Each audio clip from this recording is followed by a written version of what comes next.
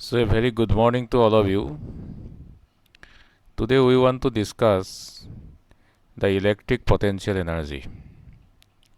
We already know that electrostatic force is non contact force. That means it is attractive or repulsive force. For uh, experiencing the electrostatic force, a body need not come in contact with another body. So, for such type of attractive and repulsive force, a field exists, and whenever there is a field exists, the electrostatic potential energy exists at every point on the field. Now we have to find out how to calculate the electric potential energy. So in this diagram, we have shown two charges Q1 and Q2 which are located at A and B. Suppose we want to move Q2 from the point B to the point C. The Q1 will be remain stationary during this whole displacement of Q2. So in this displacement, how much work the electrostatic force has to do, that we want to calculate. And for calculating that, uh, we consider a point P. Here we consider a point P which is at a distance r,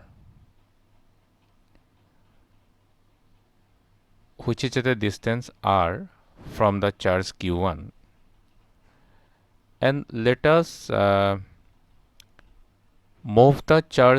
place the charge q2 here at the point P and then displace it to the point Q.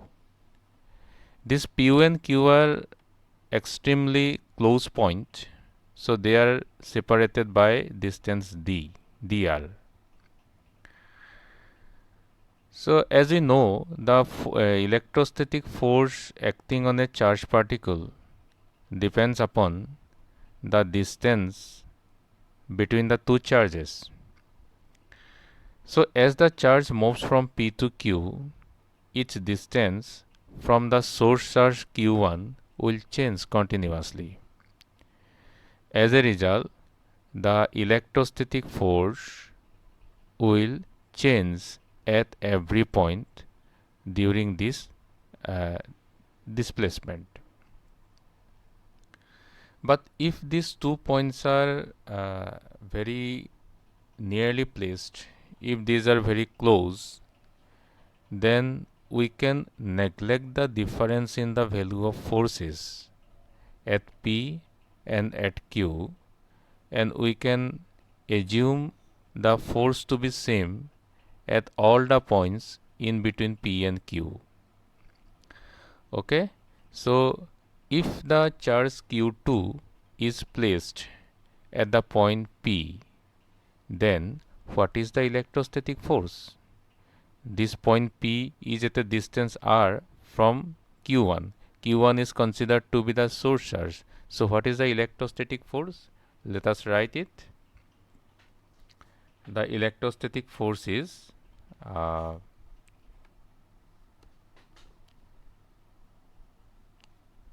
it is F equal to 1 by 4 pi epsilon naught, 1 by 4 pi epsilon naught Q1 Q2 by r square. And what is the direction of this force? The direction of this force is along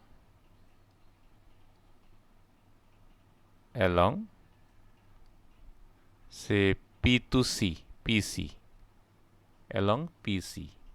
Okay, that means the force will act from P to C. A vector directing from P to C will represent this force.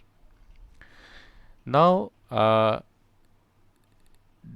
value of the force, this is the value of the force at P, and since Q is very close to P, so we can assume that this is also the value of the force at Q, and thereby at all intermediate points in between P and Q.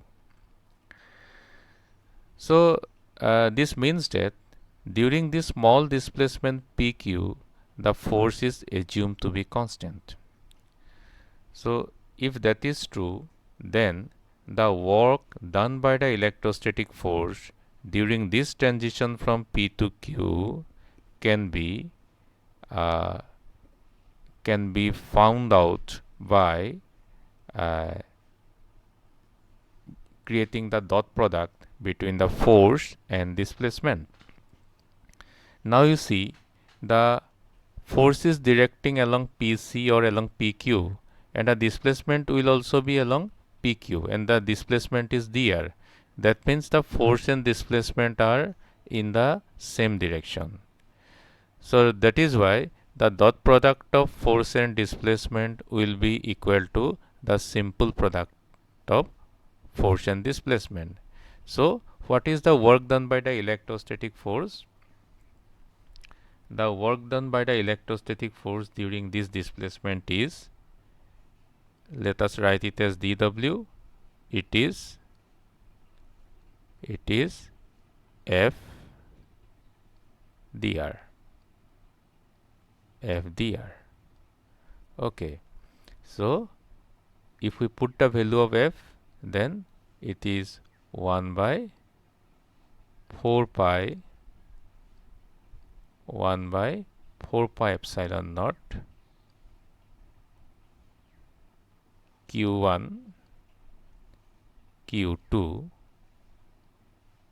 by R square dr.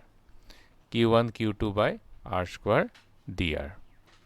So this is the work done by the electrostatic force when the charge Q2 gets transferred from P to Q. Now how to calculate the force if the charge Q2 moves from B to C? It is obvious that we should integrate this expression. We should integrate this expression from B to C. The B is at a distance R1 from A, and C is at a distance R2 from A or from Q1. So we have to integrate this expression from R1 to R2. Therefore, the total work is, let me write the total work.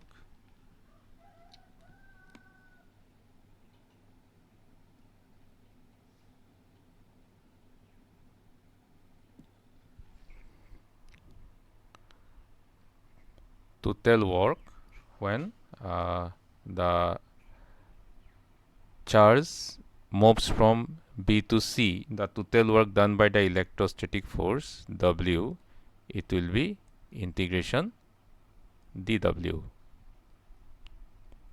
It will be integration dW, or it is, we can write it as Q1 Q2 by 4 pi epsilon naught integration dr by R square. Dr by R square, and the limit of integration is from R1 to R2. This is the limit of integration. So if we carry out this integration,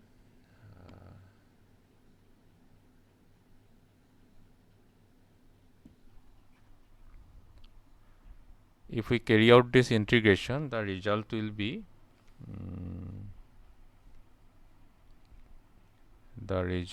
be equal to q1 q2 by 4 pi epsilon naught. It is integration dr by r square. It will be minus 1 by r minus 1 by r from r1 to r2. So now the result will be done.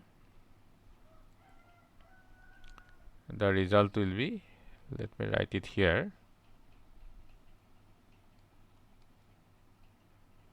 q1 q2 by 4 pi epsilon naught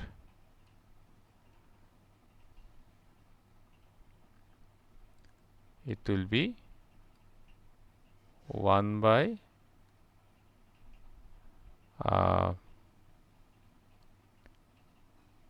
r1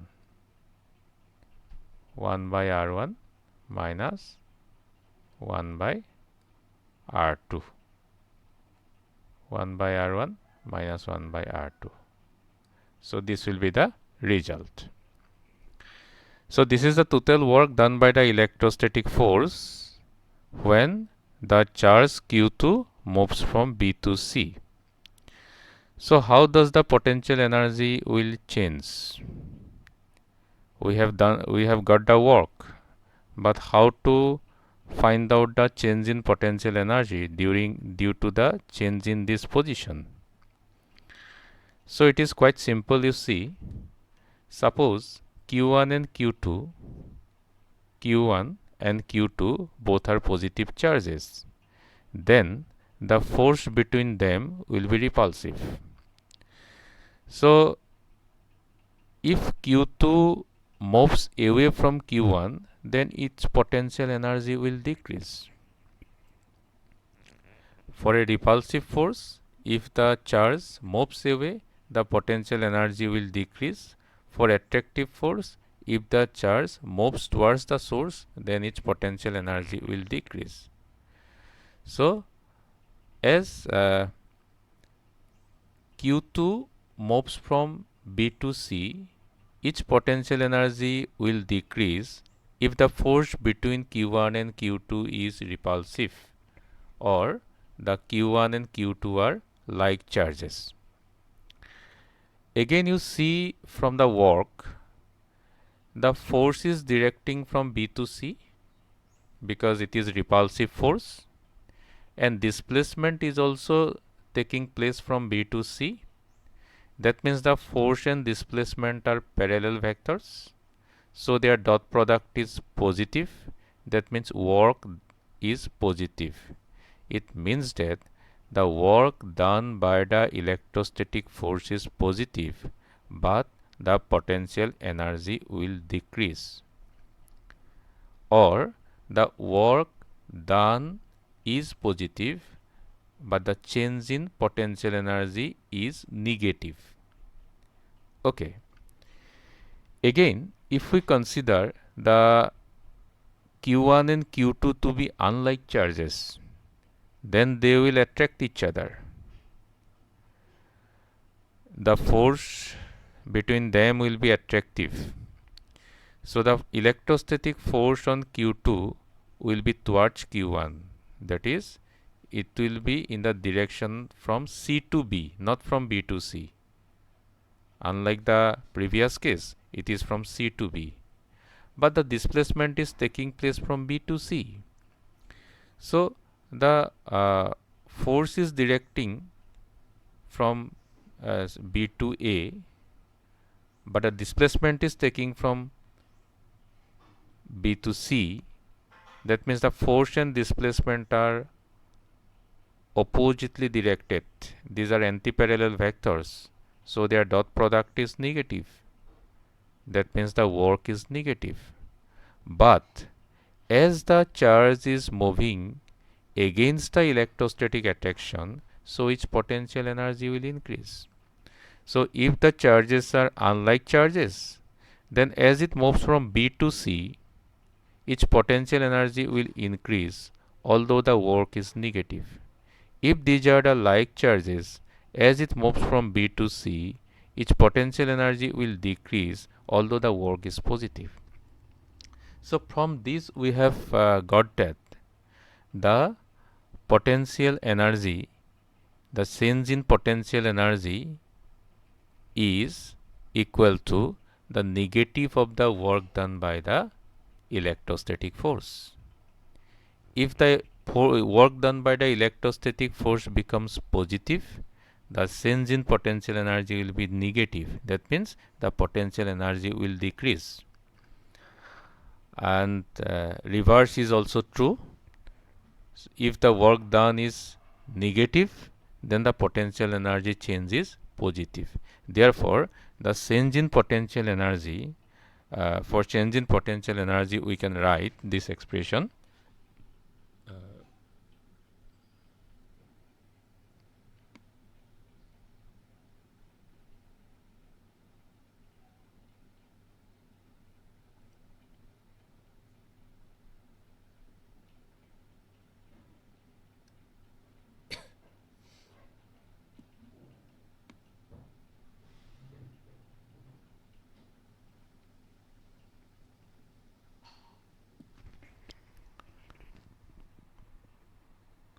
For change in potential energy, let me write the potential energy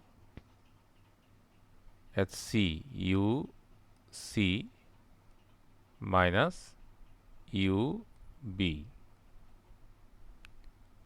It is equal to minus W. It is equal to Q1 Q2 by 4 pi epsilon naught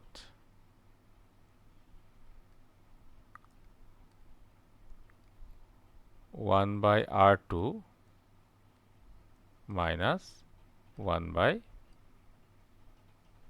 R1. 1 by R2 minus 1 by R1. So this is how we can find out the change in potential energy. Now suppose we are bringing some charge, we are bringing the charge Q2 from infinity to the point C, and we also assume that, let me assume that the potential energy at infinity is 0. But you should also know what does this infinity means here. The infinity means that there is no electrostatic force in between Q1 and Q2. The distance is such that if Q2 is placed at infinity, the distance between Q1 and Q2 will be so large that the electrostatic force between them vanishes. It will be extremely small. We can consider it to be 0. Therefore, we are considering the potential energy at infinite separation between the charges to be 0. Now, suppose we are bringing the charge from infinity to some point in the electric field, and in this diagram we are bringing the charge from B to C, from R1 to R2. So let us take R1 to be infinity. The initial point is infinity. Say R1 equal to infinity and R2 is equal to say R. It means that the charge has been brought from infinity, where there is no electrostatic attraction or repulsion between Q1 and Q2, to a distance R, which is within the electric field of Q1. So at the distance R from Q1, there is obviously electrostatic force between them, which we cannot neglect. Now this gives us a direction to find out the potential energy at a point. Suppose we want to find out the potential energy at the point C. Point C means it is at a distance R2 from A. If we measure all the distances from A, then the point C will be was at a distance R2 from A. Now R2 equal to R. That means the point C is at a distance R from A. So from this we can find out the potential energy at R. Okay, let me write it as UR. UR. It is equal to what? It is obviously UR. We can write it like this: UR minus U infinity. UR minus U infinity. We can write U infinity because U infinity equal to 0. Now UR minus U infinity is the expression is now like this. Here we have to just put R in place of R2 and infinity in place of R1. Then this will become Q1 Q2 by 4 pi epsilon naught. 4 pi epsilon naught, it is 1 by R minus 1 by infinity. 1 by R minus 1 by infinity.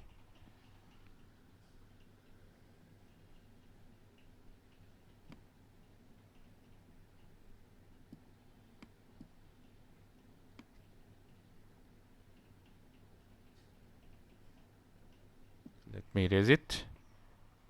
Okay, now what is the final expression coming?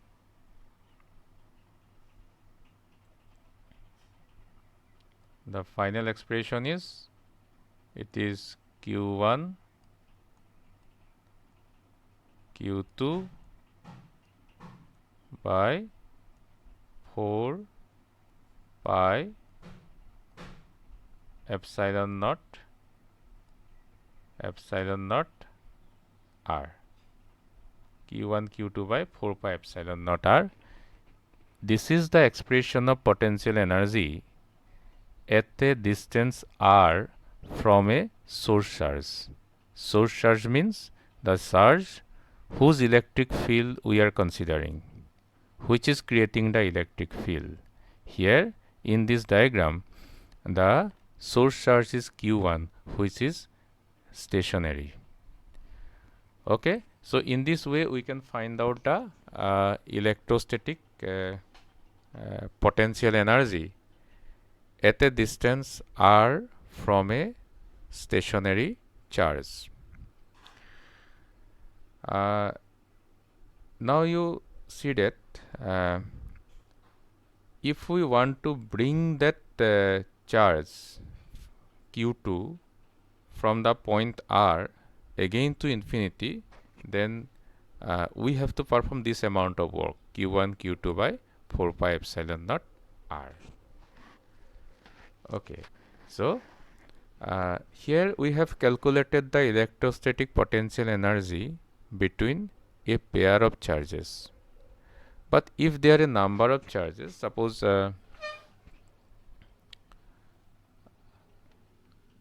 suppose, let me erase all these things.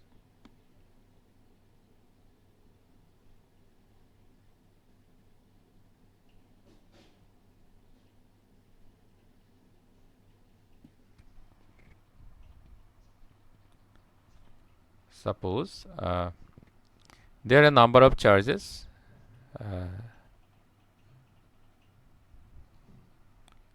Say this is one charge, this is another charge, this is a charge, this is a charge.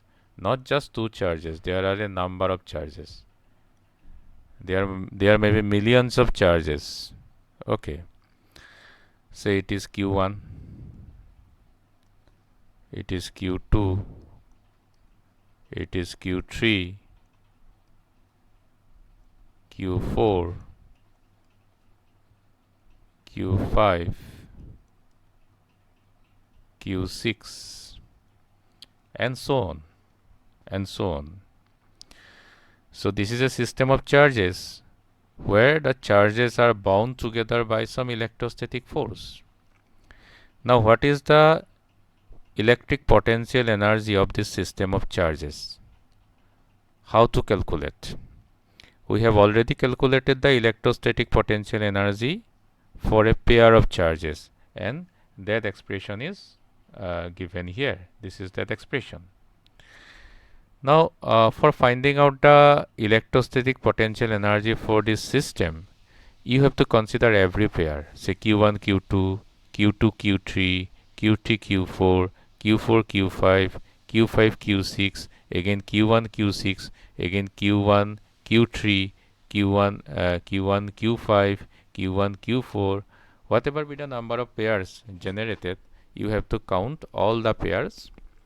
You have to find out the electrostatic potential energy for all the pairs by using this formula, and then just add up all the potential energies to get the total potential energy of the system. So what does this total potential energy means? The total potential energy means that if you want to break this system, that means if you want to separate these charges into infinite distances from each other, then you have to apply some energy. What is the amount of energy? The amount of energy applied must be equal to the electrostatic potential energy which you are calculating. So that is the concept of electrostatic potential energy.